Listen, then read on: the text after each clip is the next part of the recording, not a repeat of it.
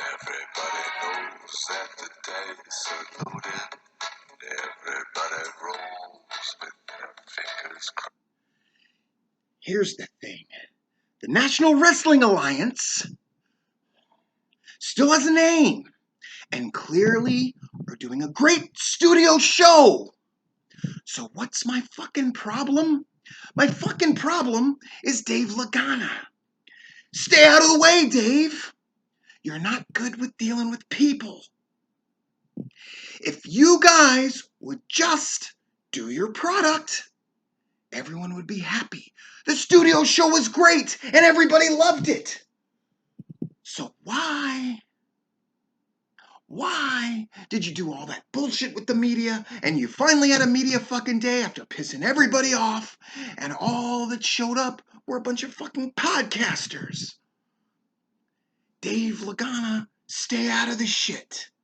Have somebody else deal with the media and get your message out there a little better. Yeah. Fucking the studio show worked. And the studio format worked. And they had an excited crowd that was down for what they were doing of about 180 per show. And I've done tapings in that studio, not for wrestling, but for Dad's Garage. And that's a whole fucking nother story. So I know that venue, I know where they were.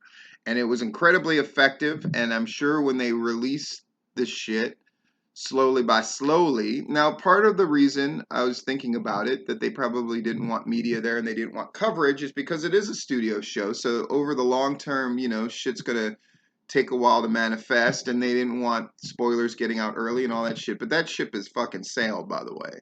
And it's stupid. The Rock and Roll Express winning the tag titles, I'm sure for that crowd, felt absolutely fucking amazing.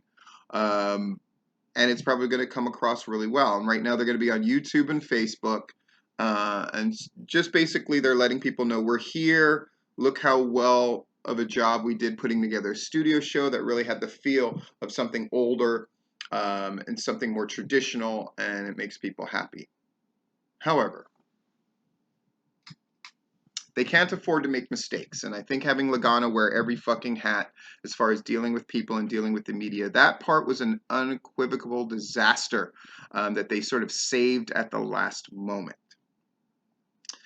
They need somebody else. It was great to see that Bill Behrens was there. When I think about how the National Wrestling Alliance in the past has fucked over Bill Behrens, and Bill himself may disagree with this, but when I read shit like the Howard Brody book and all that kind of stuff, and Bill was never president of the National Wrestling Alliance, which was disgraceful. And I would say this to the NWA, and I don't know if this is something Bill would even want, but I think they could do far worse than having Bill Behrens be the guy that contacts the media and makes those connections. Bill already has those connections, and he's much more even-handed and intelligent in dealing with that shit. And I hereby nominate Bill Behrens to be the person who takes on a lot of the roles that Dave Lagana does. Now, Lagana wrote a great fucking show in conjunction with Billy Corgan and whoever else is doing creative for them. However, there's a number of things about the NWA that doesn't bode well for their long-term future if they don't get that shit correct. The shit that I've heard about how their champion, Nick, is booked, where they'll do shit like book him, ask for kind of an exorbitant fee, but that's your choice whether to pay that or not, right? And so people pay the fee, but then they come back and say, he also needs this. And then so people accommodate. And then he also needs this, and then he also needs that, and then he'll cancel because he gets a different booking. That kind of shit is the kind of thing that will always keep you Bush League. It doesn't matter how good your fucking show is. At the end of the day, winning fixes all problems. True. But you're not always going to be winning. And the foundations that you set, and the precedents you set, and the promoters that you piss off along the way is going to come back and bite you, NWA. So I implore you, since you pulled off the studio show and it was a fucking success and undeniably great, and it makes you think and hope and dream and wish for the National Wrestling Alliance that this is the beginning, this is a seed planted of which they will grow. Part of that is pruning the things that are dead and will prevent long-term growth. One of those is Lagana dealing with fucking media people or the public at large. I think you want to get Bill Behrens to do that. I think it would behoove success for you. And quit fucking over everybody that isn't you. And quit worrying about petty shit like an NWA Georgia title. Fuck, you guys cannot afford to make mistakes and your resources are incredibly limited. Use them wisely. And now, the commentary portion.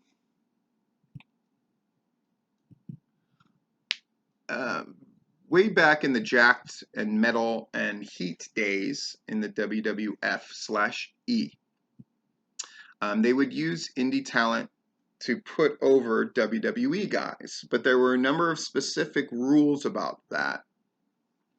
If you were meat to get beat, you would have to use your real name, you would have to dress in regulation tights and wrestling boots, and you would go out there basically as a generic nobody and you would get squashed, right? Billy Gunn's getting a singles push and he's doing this weird finisher with a Cobra Clutch into a slam.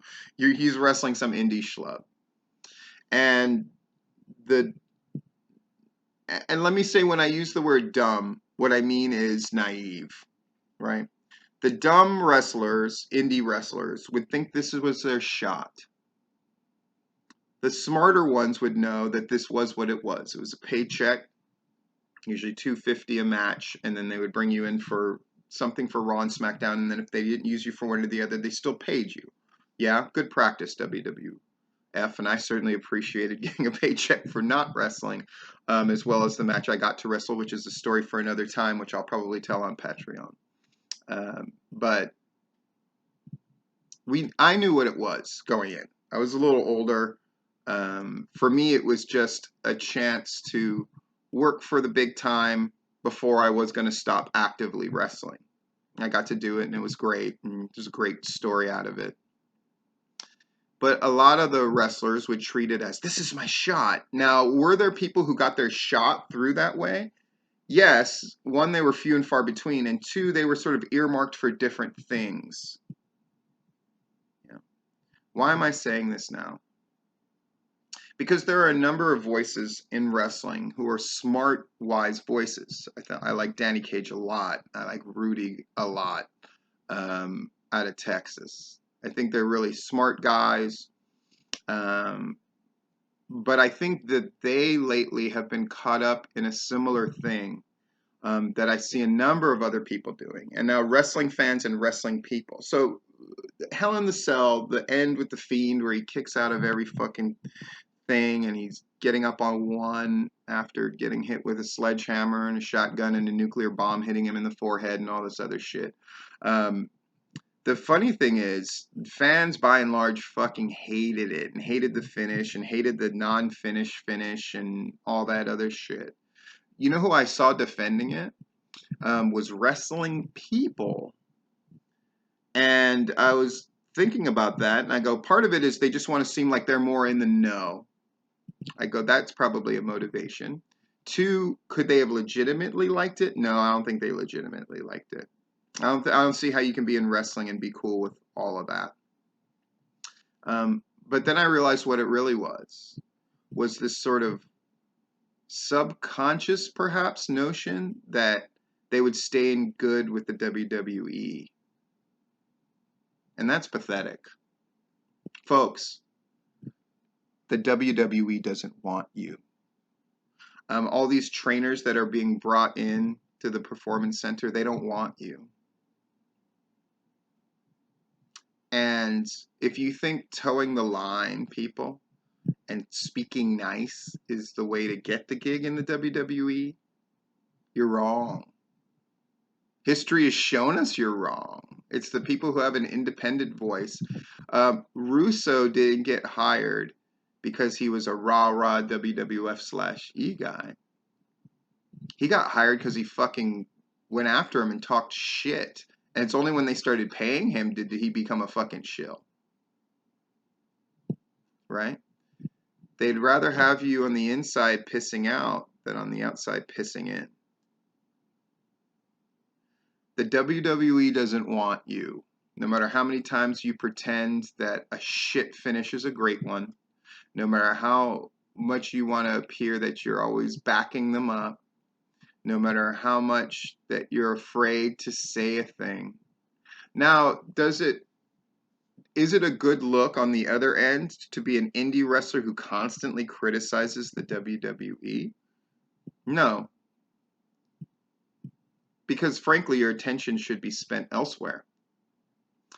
But this notion that if you suck up enough that you'll get a gig is equally fallacious. And it doesn't make you look smarter. Folks, I don't need anything explained to me in pro wrestling. It's simply not complicated enough or written well enough to justify you need to explain. Well, see, Fiend, they're trying to create this character that's like this unstoppable monster a la horror. Yeah, no shit. Doesn't mean it wasn't shitty. I'll say this, it swung for the fences, and I'm a big fan of that. But sometimes, when Babe Ruth was the home run leader in baseball, he was also the strikeout king. And saying the WWE struck out when they struck out doesn't stop you from getting a gig. You also have this option, which very few people tend to use, which is going to be ironic coming from me. But you can also not commentate publicly. When in doubt, shut the fuck up. That applies to so many things in wrestling, and that's a big part of what this commentary is about. And even people who consider themselves bigwigs in pro wrestling could stand to learn this. When in doubt, shut the fuck up. I saw where Danny Cage, for example, recently said, on this particular thing, I'm not going to fucking talk politics. I think that's smart. I think all it does is stop him and hurt him from getting jobs. I think wrestlers in the past who put out their ideology, even if it was highly religious or if it was like social justice warrior-esque or whatever, hurt themselves. Shut the fuck up is an option. Shut the fuck up, Rudy, about certain things is an option. Shut the fuck up. Shut the fuck up. Somebody trying to teach you something? Shut the fuck up. Shut the fuck up. Always an option. Always an option. Especially if you're being a hypocrite. Shut the fuck up and then check yourself. There's so many ways to do that. Jacob Ashworth, shut the fuck up. Shut the fuck up. And you'll do yourself and Southern Fried a favor. Shut the fuck up. Lessons. WWE doesn't want you. Quit sucking their dick and shut the fuck up. And your life will be better off. This has been Full Disclosure.